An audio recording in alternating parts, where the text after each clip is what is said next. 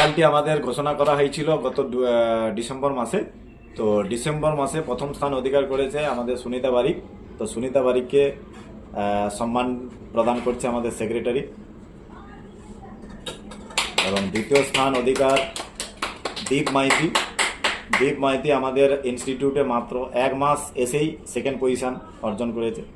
Third position আমাদের শিল্পা দে, বর্তমান এইচএসের জন্য প্রিপারেশান চলছে, যার জন্য ওনার অফ করা আছে। তো ওদেরকে এবার সার্টিফিকেট প্রদান করছে আমাদের কোয়ার্টারলি সার্টিফিকেট। তো ফার্স্ট সুনিতা বারিক, সেকেন্ড সুদীপ মাইতি, আর থার্ড শিল্পা দে। দীপ মাইতি সার্টিফিকেটটা এদিকে ঘোরাও। হ্যাঁ তো সবাই আমাদের তরফ থেকে অভিনন্দন।